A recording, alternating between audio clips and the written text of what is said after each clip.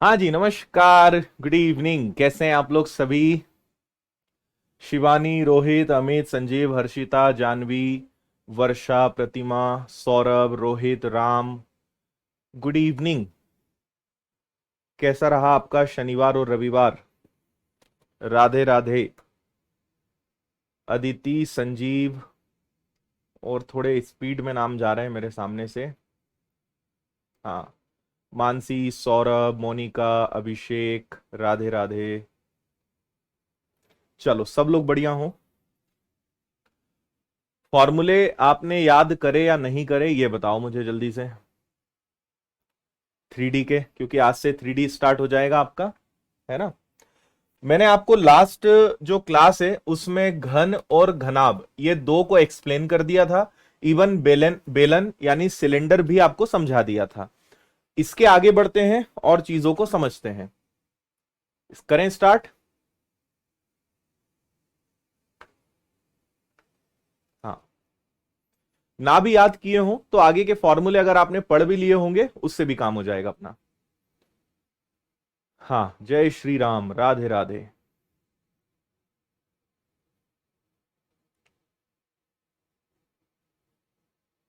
ठीक है, अच्छा, चलो ठीक है। तो देखिए, बेलन मतलब सिलेंडर, मैंने आपको लास्ट टाइम भी समझाया था। हर वो चीज जो गोल है और जिसकी अपनी एक लंबाई है। इवन ये पेन जो है ये भी अपने आप में एक सिलेंडर है, क्योंकि गोलाकार है और इसकी एक लंबाई है।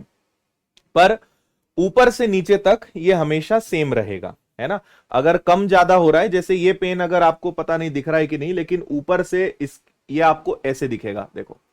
ऊपर से इसकी मोटाई नीचे आते आते पतली हो रही है, तो ये एग्जैक्ट सिलेंडर नहीं माना जाएगा, क्योंकि नीचे कम हो रहा है। समझेंगे आगे कि हम इसमें क्या करना है, लेकिन सिलेंडर मतलब ऊपर से नीचे तक एक जैसी मोटाई उसकी हो। इसी में अगला आता है आपका खोखला बेलन, यानी हॉलो सिलेंडर।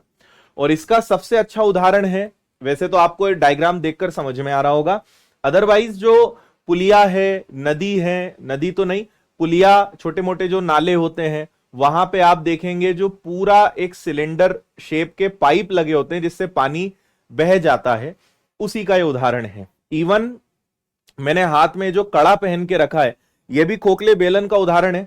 अगर इसको थोड़ा और मोटा कर दिया जाए, बस फर्क क्या है कि इसकी एक मोटाई होनी चाहिए जो एक जैसी होनी चाहिए। अब क्योंकि इसकी मोटाई होगी तो इसमें दो प्रकार की रेडियस होगी, दो प्रकार की त्रिज्या होगी। एक कम होगी, एक ज्यादा होगी। तो यहां पे त्रिज्या कैसे काम करेगी? एक यहां से लेकर यहां तक जाए, और एक अगर आप देखें तो बाहर तक जाए। ऐसे दो त्रिज्या काम करेगी। यहां से यहां तक को अगर मैं R1 नाम दे दूं, यहां से यहां तक को मैं R2 नाम दे दूं, ऐसी दो त्रिज्या यहां पे काम करेगी, है ना। बीच का हिस्सा खोखला रहेगा, खाली रहेगा। एक रेडियस ज्यादा होगी, एक रेडियस कम होगी।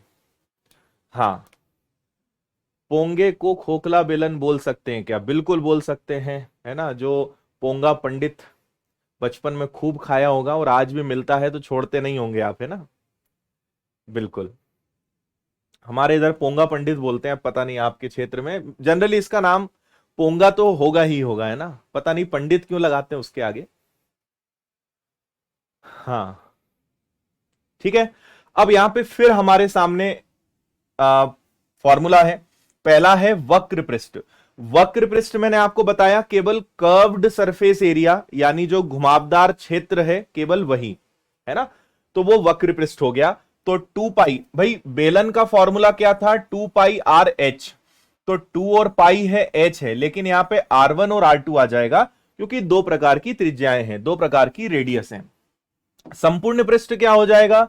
संपूर्ण पृष्ठ मतलब ये भी, और इसके अंदर जो ये खोखला हिस्सा है वो भी अगर जुड़ जाए, ऊपर नीचे का हिस्सा जुड़ जाए, तो वो क्या हो जाएगा? संपूर्ण पृष्ठ हो जाएगा। तो वो हो जाएगा 2 पाई R1 plus R2 minus R1 plus H। ये आपको याद रखना है। आयतन का सूत्र क्या हो जाएगा? तो अगर आप देखें तो यहां पे एक प्रकार से दो सिलेंडर्स हो रहे हैं, एक तो बाहर बड़ा वाला और एक छोटा वाला। अगर बड़े आयतन में से छोटे वाले को घटा दें तो हमें एक्चुअल में मिल जाएगा, है ना। भाई बड़े वाले का आयतन निकाल लो और छोटे वाले का आयतन निकाल लो। तो बड़े वाले के आयतन में से जब छोटे वाले का आयतन घटा दोगे तो अपने आप आपको ये जो मोटाई है इसका पता चल जाएगा कि इसका क्षेत्रफल कितना है, मतलब आयतन कितना है। तो बड़े वाले का आयतन लोगे तो पाई आर स्क्वायर एच, छोटे वाले का लोगे पाई आर स्क्वायर एच। ठीक है, तो इसमें से पाई और एच कॉमन निकल जाएगा और यहां पे बचेगा R2 का स्क्वायर और R1 का स्क्वायर। तो इसलिए फॉर्मूला बन गया पाई और एच, R2 का स्क्वायर R1 का स्क्वायर। बड़े वाले बेलन में से आप छोटे वाले को घटा रहे हो। हम्म,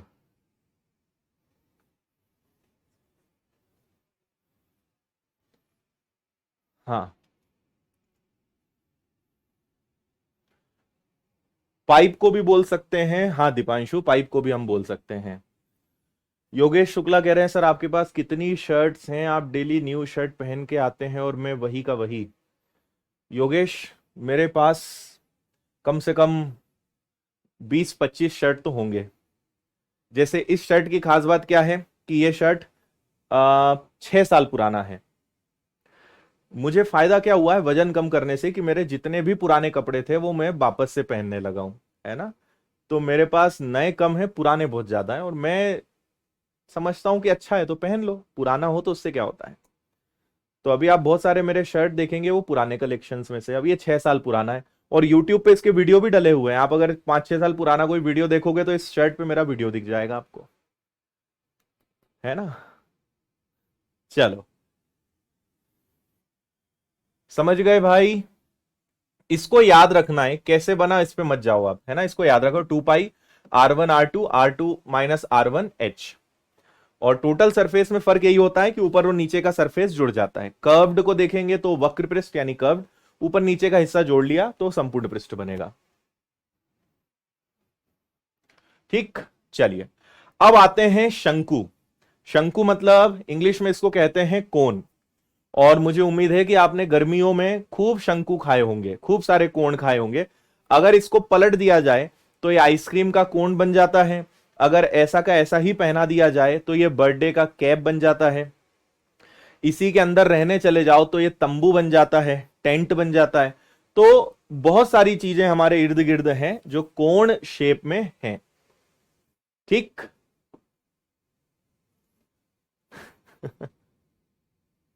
ठीक है, ओके, समझ गए। तो भाई अब इसमें वक्र पृष्ठ को ध्यान से समझना। अच्छा, 1 मिनट आप रुकना। मेरे पास अगर कोण ये सब रखे हुए हैं तो मैं 1 मिनट आपको दिखाने की कोशिश करता हूं। मैंने बहुत पहले ये सब बुलवाए थे और कहीं पे मैंने रखे भी हैं। हाँ,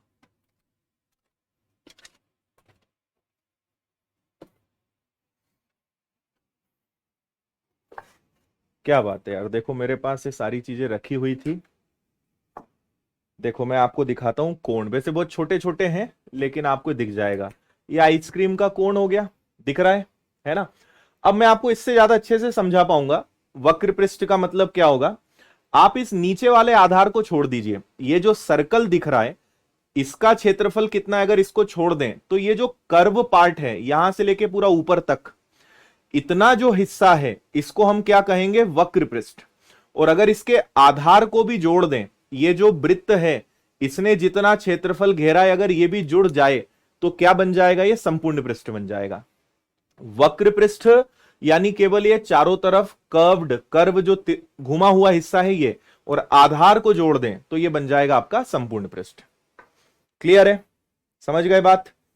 और मेरे पास देखो बेलन भी रखा हुआ था, ये दिख रहा है आपको बेलन, गोलाकार। कहां दिखाऊं, ऐसे दिखाता हूं, है ना। ये इस प्रकार से बेलन भी रखा हुआ है। ओके भाई, चलो तो अब इसको समझते हैं हम। यहां पर एक कॉन्सेप्ट आता है एल का। एल मतलब हो जाता है आपका तिर्यक ऊंचाई। इसको मैं आपको समझाता हूं थोड़े अच्छे से, इसको ध्यान से सुनना। क्या होता है, आप इमेजिन करिए कि ये तो एक पूरा ऐसा नीचे का हिस्सा है, इसकी अपनी क्या है, इसकी अपनी एक त्रिज्या है, रेडियस है। ये इस शंकु की क्या है, ये इस शंकु की हाइट है। और यहां पे आपको जो ये तिर्यक तिरछी हाइट दिख रही है, इसका पिरामिड में बहुत रोल आएगा। ये जो तिरछा यहां पे आपको दिख रहा है इसी को क्या कहेंगे हम, इसी को कहेंगे एल। ठीक है, इंग्लिश में इसको कहते हैं स्लांट हाइट। हिंदी में इसको कहते हैं तिर्यक ऊंचाई। और ध्यान रहे कि आपको अधिकतर केसेस में एच देंगे, आर देंगे, और आपको अगर इसको ध्यान से आप इसको अगर देख पा रहे हो तो ये अपने आप में एक समकोण त्रिभुज बन रहा है, ये अपने आप में एक राइट एंगल ट्राइंगल बन रहा है। तो यहां पे पाइथागोरस थ्योरम लग जाएगी, कर्ण का वर्ग बराबर लंब का वर्ग और आधार का वर्ग, है ना भाई।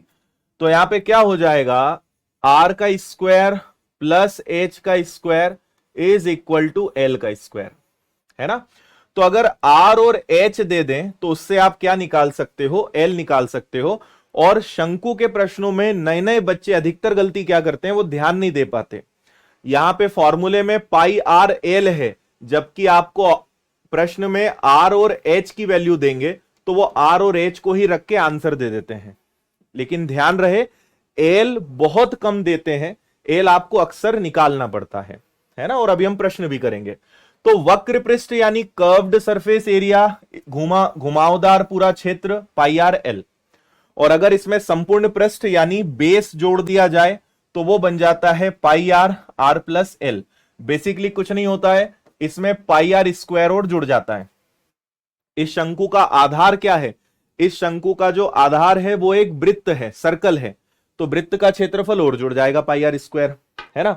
तो पाई आर और पाई आर कॉमन निकल जाएगा, यहां एल बचेगा और यहां एक बार आर बचेगा, इसलिए आर प्लस एल हो जाता है। रहा सवाल आयतन का, तो इसको याद रख सकते हो कि इसका आयतन बेलन का 1/3 होता है, 1/3 ऑफ सिलेंडर, बेलन का 1/3। तो पाई आर स्क्वायर एच, आपको पता है बेलन का आयतन था पाई आर स्क्वायर एच, बेलन का अगर 1/3 निकाल दिया जाए तो वो क्या बनता है, शंकु का आयतन बनता है। क्लियर। कल की मैराथन क्लास की पीडीएफ कार्तिक विनर्स का जो पीडीएफ वाला टेलीग्राम चैनल है उस पे है। समझ गए, वक्र पृष्ठ, संपूर्ण पृष्ठ और आयतन। आयतन मतलब कितना क्षेत्र ये घेर सकता है। एक मजे की चीज दिखाता हूं मैं आपको। आप जब आइसक्रीम खरीदते हो तो सबसे पहले आइसक्रीम वाला क्या करता है, सबसे पहले वो इसके अंदर पूरी आइसक्रीम भरता है। तो इस कोण के अंदर कितनी आइसक्रीम आ सकती है, ये उसका आयतन है। फिर अभी हमारे सामने ऐसे भी प्रश्न आएंगे कि एक कोण लिया और इसके ऊपर उसने क्या करा, एक इस प्रकार का बड़ा सा गोलाकार आइसक्रीम और रख दिया। अब आपसे बोलेंगे पूरी आइसक्रीम का आयतन बताओ, find volume of whole ice cream. तो आप बोलोगे कि सर ऊपर उसने इतना बड़ा आइसक्रीम का एक गोला रख दिया, तो ये हो गया गोला, स्फीयर, गोला, है ना। आप कल्पना करिए अपने पास है, ये आपका आइसक्रीम का कोण है जिसको मैंने आइसक्रीम से भर दिया और ऊपर एक यहां पे इस तरीके से आपको और रख के दे दिया। ऐसे ही मिलती है ना आइसक्रीम। तो ऊपर है गोला और नीचे है कोण। तो गोले का आयतन वॉल्यूम ऑफ स्फीयर और शंकु का आयतन वॉल्यूम ऑफ कोण, इन दोनों से मिलकर बनेगा पूरी आइसक्रीम का आयतन। समझ में आई बात। तो ऐसे भी क्वेश्चंस आएंगे अभी आगे, है ना। चलो आगे लेकर चलते हैं। अभी एक और चीज है, कोण को अगर काट दिया जाए, कल्पना करिए इस कोण को अगर मैं काट दूं तो यह बन जाता है बाल्टी। आगे बाल्टी बकेट आएगा। कटे हुए कोण को कहा जाता है फ्रस्टम, हिंदी में कहते हैं छिन्नक। वो भी हम आगे सीखेंगे, बताऊंगा मैं आपको उसको आगे, है ना।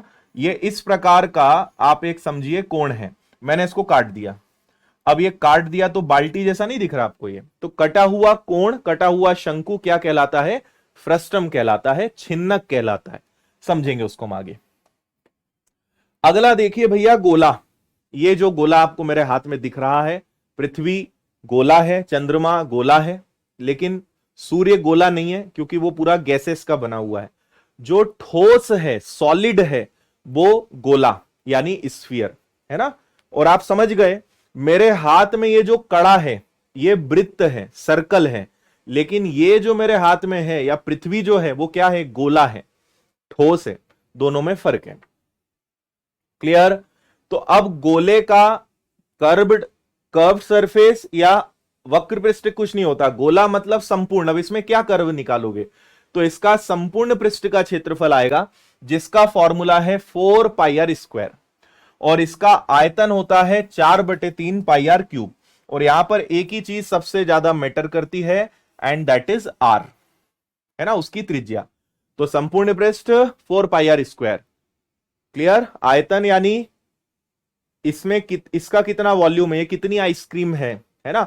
आप फिजिकल में गोला फेंकते हो तो वो गोला कितने किलो का है, कितनी धातु से बना है। अभी ऐसे सवाल भी आएंगे।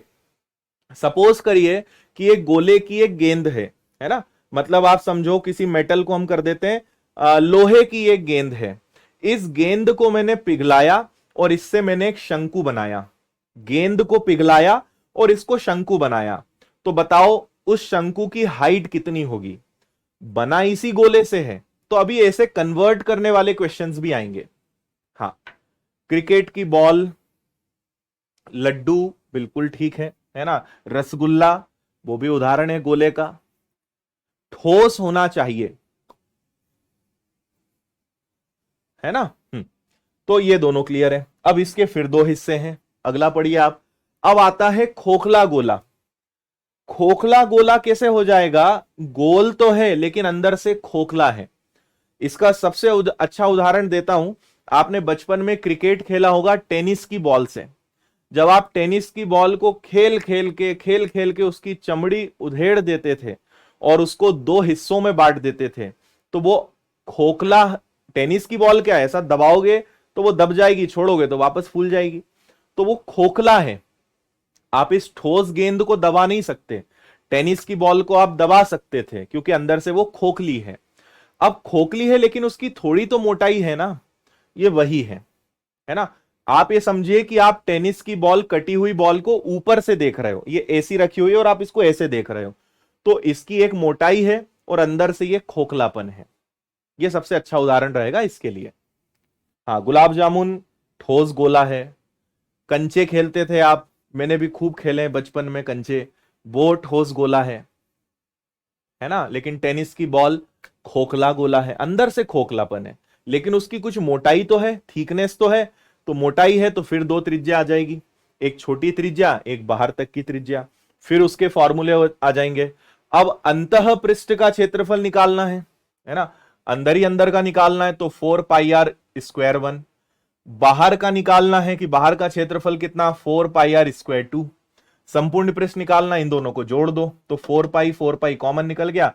आयतन निकालना है तो दोनों के आयतन को घटा दो, 4/3 पाई कॉमन निकल गया।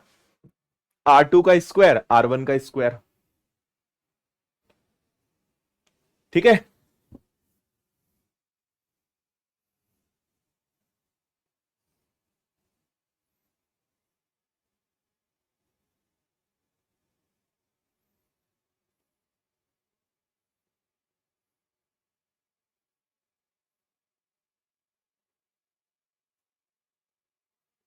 क्लियर।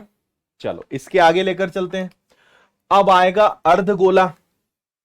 सपोज करिए इस गोले को आपने आधा कर दिया, काट दिया। गोला ठोस है लेकिन आपने काट दिया, है ना। गुलाब जामुन आप लेकर आए और आपने एकदम आधे आधे दो हिस्सों में बांट दिया, तो वो अर्धगोला कहलाएगा। गुलाब जामुन को आधा कर दोगे तो अर्धगोला कहलाएगा। ठीक। हम्म। ठीक है। अब इसका वक्र पृष्ठ मतलब बाहरी घुमावदार क्षेत्र का क्षेत्रफल। ये बाहरी जितना दिख रहा है, ये नीचे का आधार है। ये कटे हुए गोले का नीचे का आधार है, तो बाहरी क्षेत्र का क्षेत्रफल क्या कहलाएगा, 2πr²। क्या कहलाएगा, 2πr²। संपूर्ण पृष्ठ ले लें यानी बाहरी क्षेत्र प्लस नीचे का आधार, नीचे का आधार भी ले लें तो 3πr²। और इसका आयतन क्या हो जाएगा, गोले का आधा 2/3। भाई पूरे गोले का आयतन होता है 4/3 πr³। इसको अगर आधा कर दूं तो वो बनेगा 2/3 πr³, 2/3 πr³। हम्म। हाँ, जो अपनी टोकरी होती है वो सोचो वो भरी हुई हो आधी, तो वो ठोस ठोस होना चाहिए, सॉलिड होना चाहिए। That is important. ठीक है भाई। ये देखो पिरामिड भी अपने पास, इसको भी हम आपको दिखाएंगे आगे चल के। मैं एक और जादू करके देखूं क्या जरा। देखो मैं थोड़ा सा इसको ना आपको जूम करके दिखाता हूं। देखो दिख रहा है पिरामिड, है ना। ये पिरामिड है। ये आपका गोला है, कहाँ गया, ये गोला है जो आपको अभी मैंने दिखाया, ये शंकु है, ठीक है, ये बेलन है, बेलन, ठीक है। ये भी आएगा देखो प्रिज्म, प्रिज्म आपने स्कूल में देखा होगा, ये इस प्रकार का भी प्रिज्म आएगा आगे। ये आपका देखो हेक्सागन, षटभुज से बना हुआ, ये भी प्रिज्म है। कई लोग सोचेंगे ये पता नहीं क्या है, ये भी प्रिज्म है, 6 भुजाओं वाला। ये आपका क्यूब है ना, पासा घन, ठीक है। और क्या दिखाऊं, ये भी देखो, ये सब आगे आएगा भी। ये और देख लो आपका, अरे यार कटा हुआ, ये देखो अर्धगोला, अर्धगोला दिख रहा है, कटोरी, अर्धगोला, ये अर्धगोला है। और क्या है, ये है घनाभ, ठीक। चलो वापस कर लेते हैं इसको, सब टेक्नोलॉजी अपने पास है ना। चलो भाई, सारे खिलौने को मैं भर लेता हूं, अब प्रश्नों की तरफ हम चलेंगे, ठीक है। तो अब ये मान लेते हैं कि आपको फॉर्मूले सारे याद हैं, अब प्रश्नों पर चलते हैं। ये पहला सवाल है, शुरुआत के 8-10 सवाल मैंने बहुत इजी लिए हैं, फटाफट सॉल्व करो।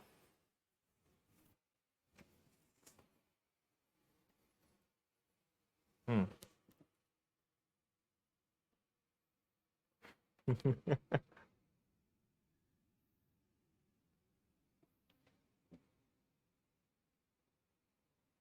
ठीक है,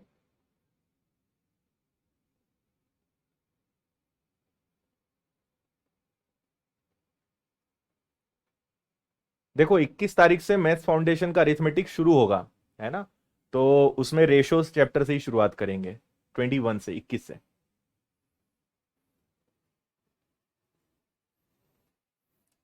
यदि किसी घन के एक फलक का परिमाप, अब देखो फलक क्या होता है, फलक मतलब कोई एक सतह, फलक मतलब सिंपल याद रखो, फलक मतलब कोई एक सरफेस, और इसको हम अपनी भाषा में कहें तो एक सतह, एक पृष्ठ।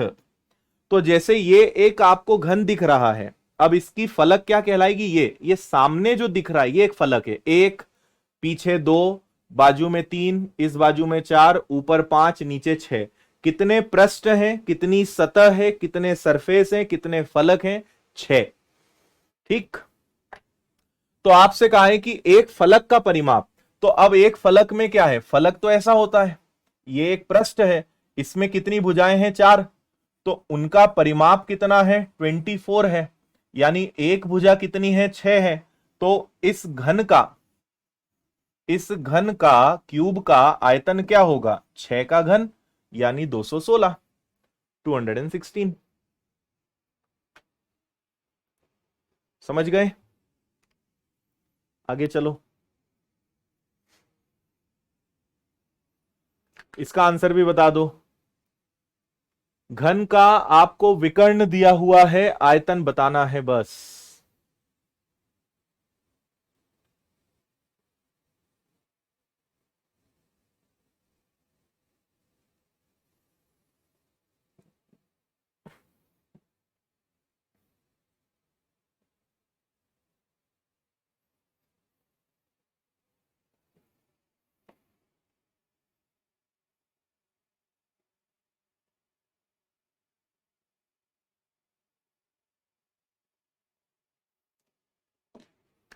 ठीक है, देखो घन का आयतन होता है √3 × a, घन का आयतन बोल रहा हूं, सॉरी, घन का विकर्ण, जबकि विकर्ण वास्तव में कितना है, 8√3, है ना, विकर्ण कल आपको बताया था, ये कैंसिल हो गया, आयतन बताइए यानी a³ तो आपको कुल मिला के बस 8 का घन कर देना था, 512 क्यूबिक सेंटीमीटर। और याद रहे कि घन की इकाई हमेशा क्यूब में चलती है, घन मीटर, घन सेंटीमीटर, घन किलोमीटर, ये ऐसे हमेशा चलेगा, ये याद रहे आप सभी को। नेक्स्ट सॉल्व करिए।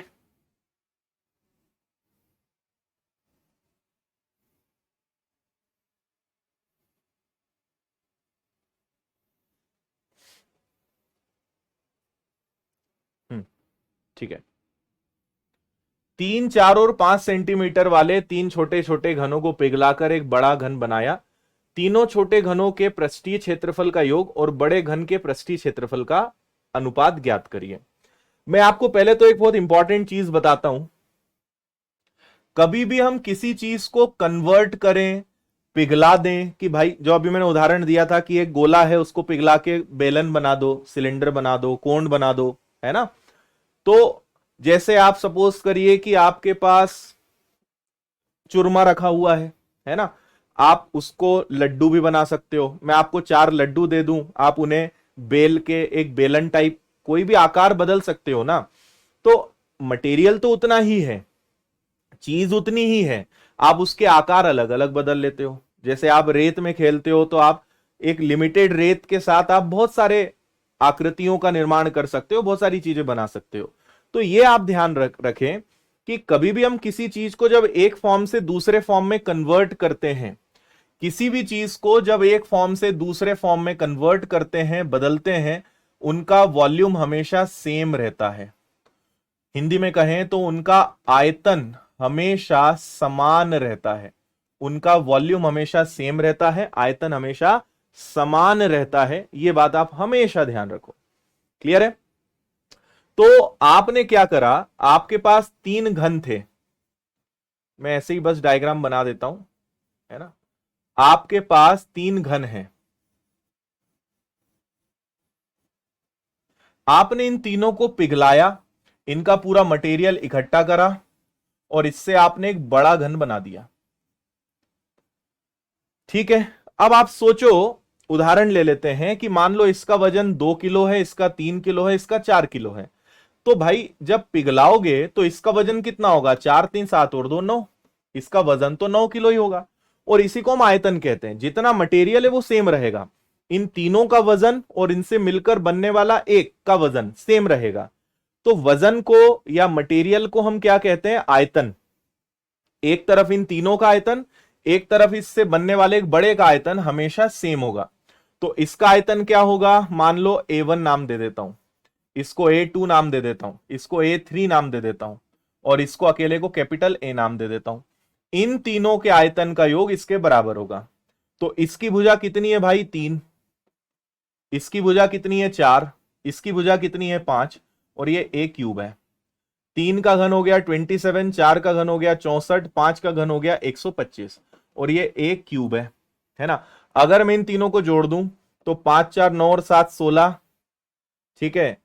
6 2 8 2 10 और 1 11, एक और एक आ गया 2, और ये क्यूब है। क्यूब को अगर मैं हटाऊं तो क्यूब रूट लगेगा, और 216 किसका घन है, 6 का।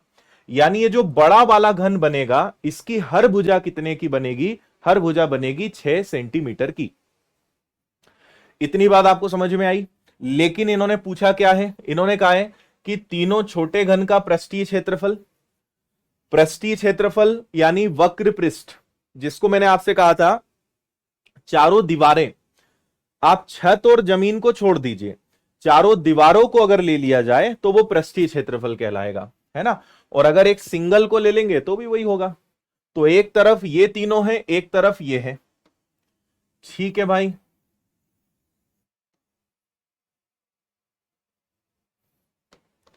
थोड़ी सी जगह की कमी हो रही है, कहां रखूं मैं इसको, यहां रख देता हूं, है ना, आपको याद रहे बस।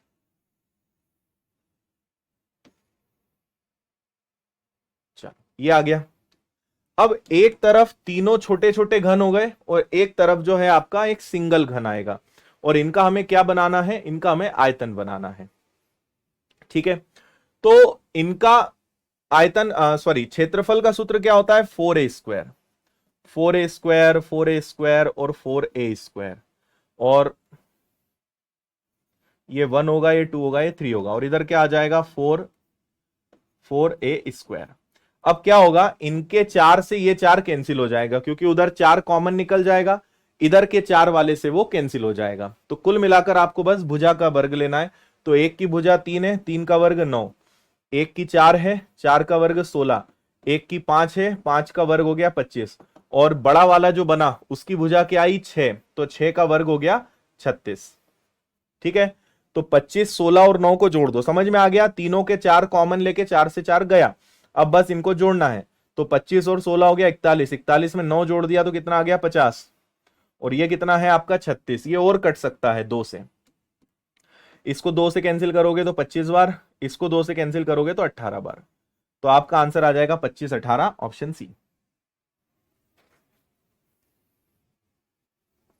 समझ में आ रहा है या नहीं ये बताने का आप कष्ट करें।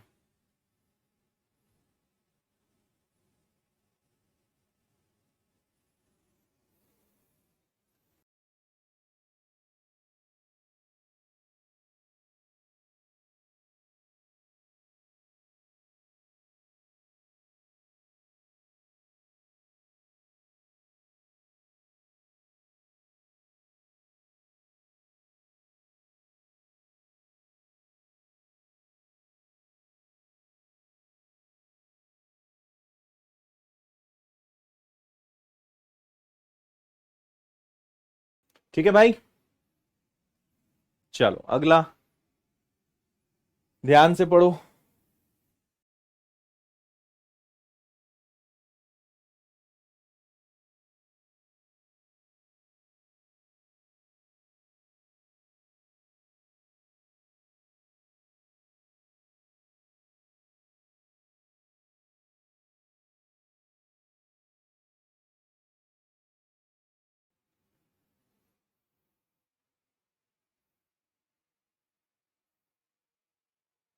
हाँ, दो घनों के आयतनों का अनुपात 64 और 13, 31 है, उनके पृष्ठीय क्षेत्रफल का अनुपात बताइए, यानी वही वक्र पृष्ठ, कर्व सरफेस एरिया।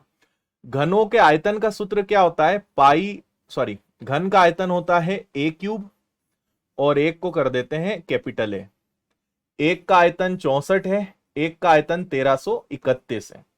क्यूब हटेगा क्यूब रूट लगेगा, घन हटेगा घनमूल लगेगा। तो 64 किसका घन है और 1331 किसका घन है, तो आपको दोनों की भुजाएं पता चल गई, यानी भुजाओं का अनुपात पता चल गया। अब आपसे बोला है उनके पृष्ठीय क्षेत्रफल का कुल पृष्ठीय क्षेत्रफल, यानी टोटल सरफेस एरिया।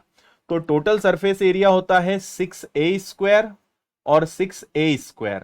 तो 6 से 6 गया, 4 का वर्ग कर देंगे 16 और 11 का वर्ग कर देंगे 121। तो आंसर आएगा 16, 121, 16, 121। Very good.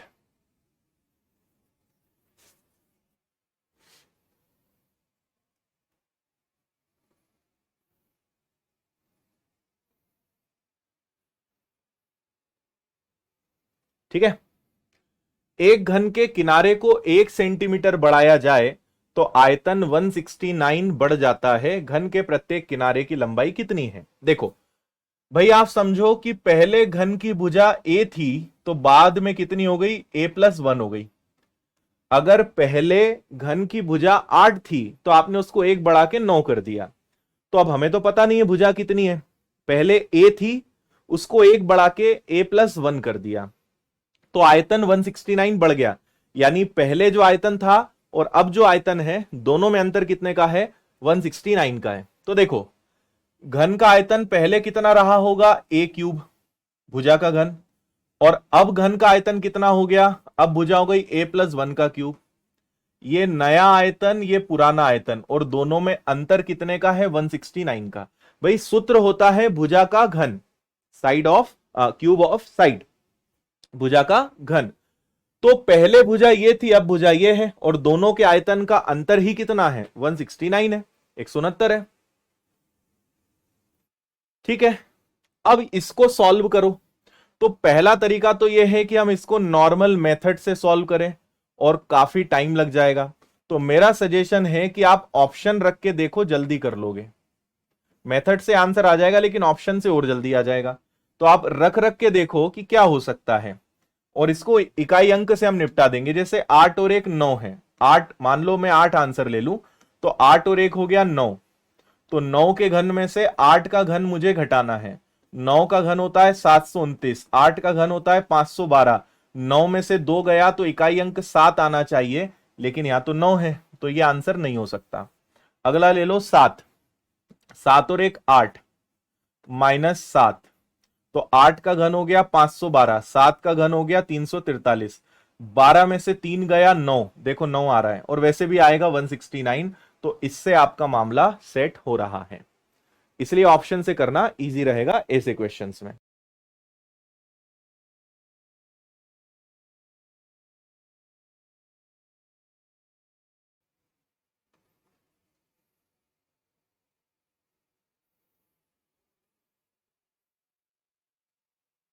ठीक है, नेक्स्ट।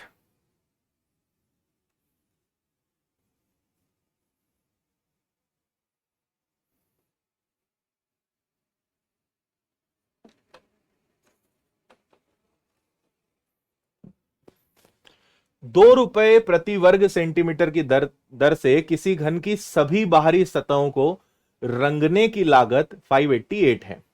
देखो भाई, ₹2 के हिसाब से आप रंग रहे हो तो ₹588 का खर्चा आ रहा है। किसी घन की सारी सारी बाहरी पृष्ठों को अगर आप रंग रहे हो, 1 2 3 4 5 6, यानी संपूर्ण पृष्ठ हो गया ना, आप चार पूरे 6 तरफ रंग कर रहे हो, यानी ये संपूर्ण पृष्ठ है, तो आप पूरे संपूर्ण पृष्ठ को रंग रहे हो, तो ₹588 का खर्चा आ रहा है, जबकि 1 स्क्वायर सेंटीमीटर का खर्चा 2 है। अगर 1 स्क्वायर मीटर का खर्चा 2 है, तो ₹588 में कितना क्षेत्रफल होगा वो मुझे पता चल जाएगा, है ना। तो इसको सॉल्व कर लेते हैं। 6 से ये कैंसिल होगा क्या, 6 इंटू 9, 6 से मैं इसको उड़ा देता हूं, 6 इंटू 9 54, और 6 इंटू 8 48, और 2 से ये और गया तो 49 आ गया। 49 किसका स्क्वायर होता है, तो 49 स्क्वायर होता है 7 का। तो घन की प्रत्येक भुजा कितनी है, 7, तो घन का आयतन क्या हो जाएगा, भुजा का घन, यानी a क्यूब।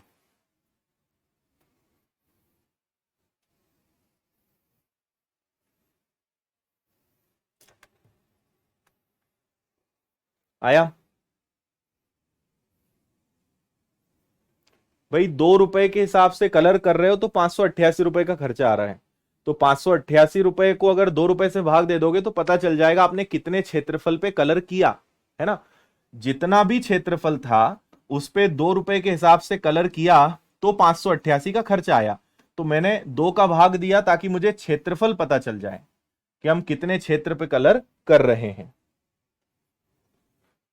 चलिए, फाइनली सेंचुरी, प्रथम शतक आपकी इस चैप्टर की।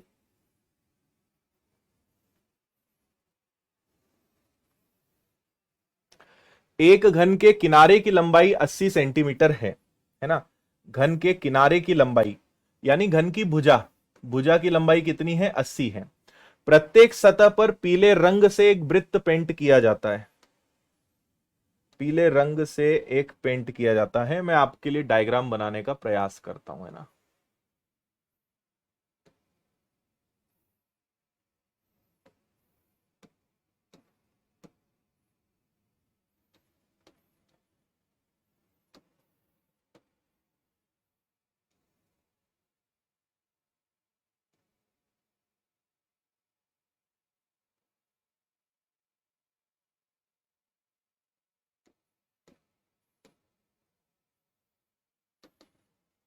हो गया, ऐसा बोल रहे हैं। ये हर तरफ हम रंग करेंगे, है ना, पूरे तरफ हमें कलर करना है। मैंने अभी केवल एक करा है, आप समझें कि आपको हर तरफ रंग रंगना है इसका।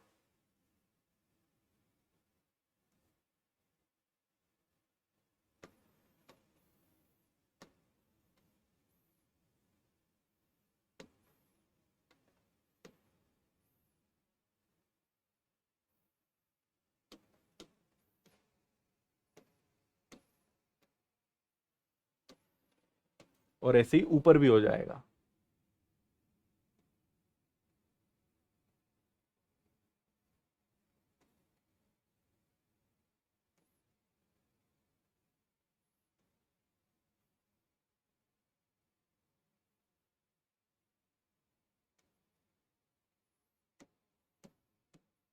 चलो, अब समझ लेना, ये 3 तरफ से आपको दिख रहा है, हमने पूरी 6 तरफ कलर किया है ना।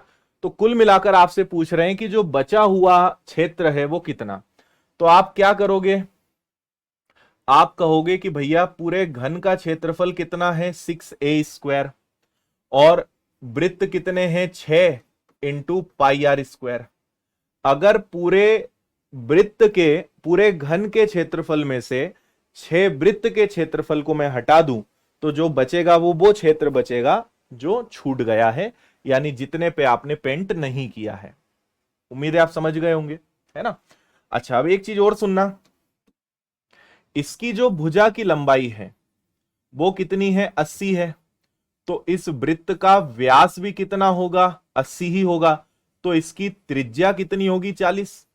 भाई ये पूरा 80 है, त्रिज्या 80 है, सॉरी व्यास 80 है, तो त्रिज्या क्या हो जाएगी 40।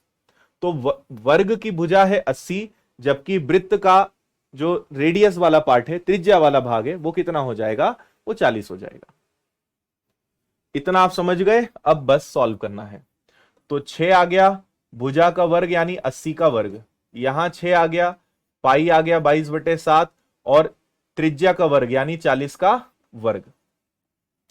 आप ज्यादा से ज्यादा 6 कॉमन ले सकते हो, तो यहां बचेगा आपका 80 का वर्ग। 80 का वर्ग क्या होता है 6400। यहां पे आ जाएगा आपका 22/7 इंटू 40 का वर्ग 1600, है ना। आप चाहें तो इनमें भी कॉमन लेके बाहर कर सकते हो। इनमें से अगर 1600 में कॉमन ले लूं, 1600 कॉमन ले लूं, तो 16 इंटू 4 64, यहां केवल ये बचेगा, और यहां 22/7 बचेगा, है ना। 7 इंटू 4 28, 28 में से 22 गया, 16 इंटू 6 हो गया 9600। 7 इंटू 4 28, 28 में से 22 गया, तो ये बचा आपका 6/7। तो 9600 का आपको 6/7 निकालना पड़ेगा, ठीक है। आप तो ऐसा करो कि 6 का गुणा ही कर लो, तो ये 2 जीरो आ गए, 6 और 6 36, 9 और 6 54, और 3 हो गया आपका 57, और इसको भाग दे दो किससे 7 से। 7 से मैंने भाग दिया, तो ये आ गया 7 इंटू 8 56, फिर आ गया 7 दूनी 14, फिर 7 दूनी 14, फिर आपके पास बचा 6 जीरो, तो 7 इंटू 8 56, तो 8288.समथिंग समथिंग यानी सी। लॉजिक समझ में आया या नहीं?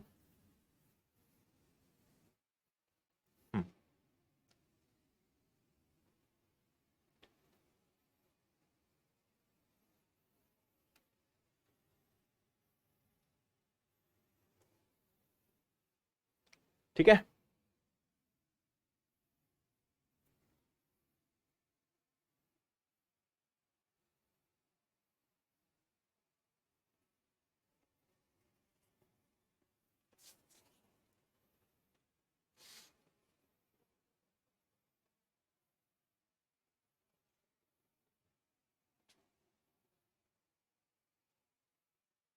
हाँ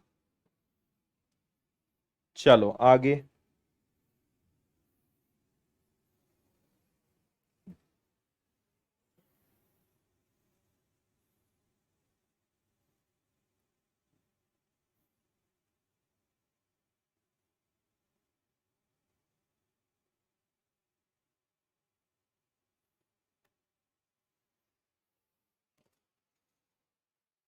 ठीक है ना। राजेश को 12 इंच 8 इंच 10 इंच बॉक्स बनाने के लिए कार्डबोर्ड खरीदना है। बॉक्स बनाने के लिए कितने कार्डबोर्ड की जरूरत है? वैसे यहां पे लिखा हुआ है, लेकिन अब घनाभ का प्रश्न आ गया है। घनाभ आपको दिखा देता हूं मैं। घनाभ मतलब ये हो गया अपना ईंट, है ना। अब मुझे अगर ऐसा का ऐसे ही कागज का घनाभ बनाना है, तो मुझे कागज चाहिए, उसकी एक लंबाई चौड़ाई और ऊंचाई दी हुई है। पूरा घनाभ बनाना है तो मुझे इस पूरे का क्षेत्रफल चाहिए ना, कि कितना क्षेत्र कागज चाहिए मुझे। तो इसका संपूर्ण पृष्ठ का क्षेत्रफल होता है लंबाई गुणा चौड़ाई, चौड़ाई गुणा ऊंचाई, ऊंचाई गुणा लंबाई। इससे आपको इसका टोटल सरफेस एरिया मिलता है। हिंदी में कहते हैं संपूर्ण पृष्ठ का क्षेत्रफल। तो देखो, लंबाई कितनी है 12, चौड़ाई कितनी है 8, और ऊंचाई कितनी है 10। तो ये आ गया आपका 2, लंबाई गुणा चौड़ाई, तो 12 इंटू 8 96, 8 इंटू 10 हो गया आपका 80, 10 और 12 हो गया आपका 120, 200, और ये आ गया आपका 296, 296। 296 का अगर दुगना करेंगे तो ये आ जाएगा 58, और एक 59, 592। कुल मिला के टोटल सरफेस एरिया, संपूर्ण पृष्ठ का क्षेत्रफल निकालना है और कुछ नहीं है।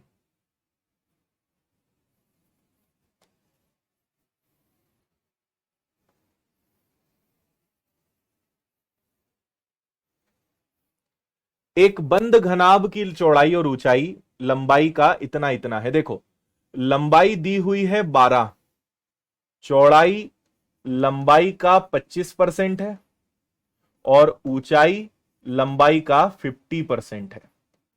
लंबाई 12 है, चौड़ाई और ऊंचाई 25 और 50% है। 25% का मतलब होता है 1/4, 4 का मैं भाग दूंगा तो ये 3 आ जाएगा। 50% यानी आधा, ये 6 आ जाएगा। अब संपूर्ण पृष्ठ का क्षेत्रफल निकालना है, जो अभी हमने निकाला था, लंबाई चौड़ाई, चौड़ाई ऊंचाई, ऊंचाई लंबाई। 2 12 तिया 36, 6 तिया 18 और 12 इंटू 6 72। उम्मीद है आगे आप कर लोगे। चौड़ाई लंबाई का 25% है, 25% यानी 1/4, 1/4। ऊंचाई लंबाई का 50% है, आधा है। चलो आज के लिए इतना काफी है, कल आपको डुबकी लगवाते हैं पानी के अंदर, है ना। कुछ लोग पानी के अंदर उतरेंगे तो तालाब का पानी बाहर आ जाएगा, ऐसे सवाल हम करेंगे, मजा आएगा भी, है ना। 3D is more interesting then 2D। आपको 2D से ज्यादा आनंद जो है 3D में आएगा, इमेजिनेशन मिलता है, मजा आता है इसमें, है ना। तो फॉर्मूले याद होना चाहिए, लेकिन मजा तभी है जब फॉर्मूले याद हो। फॉर्मूले याद नहीं है तो कोई मतलब नहीं भाई इसको पढ़ने का। ओके चलो, तो कल मिलते हैं अपने समय पर और आगे बढ़ाते हैं।